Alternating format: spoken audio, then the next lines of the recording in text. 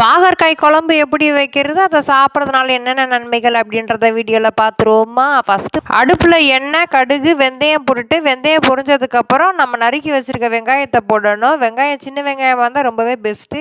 வெங்காயம் நல்லா வதங்கினதுக்கப்புறம் கட் பண்ணி வச்சுருக்க பாவக்காவை போட்டு நல்லா வதக்கணும்னு வதக்கணும். அதோட கலரே சேஞ்ச் ஆகணும். அதுக்கப்புறம் 2 தக்காளி ஆட் பண்ணிவிட்டு நல்லா வதக்கணும்னு வதக்கிட்டு ரெண்டு ஸ்பூன் குழம்பு மசாலா தூள் அதில் ஆட் பண்ணிவிட்டு தேவையான அளவு கல்லுப்பு ஆட் பண்ணிவிட்டு புளி கரைச்சி வச்சுருக்க தண்ணியும் அதில் ஊற்றிக்கணும். குழம்பு மசாலா பொடி எப்படி ரொம்பவே டேஸ்ட்டாக அரைக்கணும் அப்படின்றத நான் வீடியோ கீழே கொடுத்துருக்கேன். பார்க்காதவங்க அதையும் பார்த்துக்கோங்க. ரொம்பவே அருமையான எல்லா குழம்புக்குமே அட்டகாசமான ஒரு குழம்பு பொடி தான் இது. குழம்பு நல்லா கொதிச்சதுக்கு அப்புறம் ஒரு 15 நிமிஷம் சிம்மிலே விட்டு வேக வச்சோம்னா யாருமே பாவக்காய் பிடிக்காதுன்னு கூட சொல்ல மாட்டாங்க. அந்த அளவுக்கு டேஸ்டான ஒரு பாவக்காய் குழம்பு ரெடி ஆகிடும். ஒரு பாவக்காய் சாப்பிட்டு வந்தோம்னா நம்ம வயிற்றுல இருக்க பூச்சிலாம் போயிடும் அப்படின்னு சொல்லுவாங்க. ரத்தத்தில் இருக்க கிருமியெல்லாம் சுத்தம் பண்ணி கொடுக்கும் பாவக்காய். அதனால் நம்மளுக்கு ஹீமோகுளோபின் பிரச்சனையை கூட சரி பண்ணுறதுக்கு ஒரு வகையில் அற்புதமான ஒரு உணவு. நெக்ஸ்ட் ஒரு நல்ல வீட்டில் பார்க்கலாம்.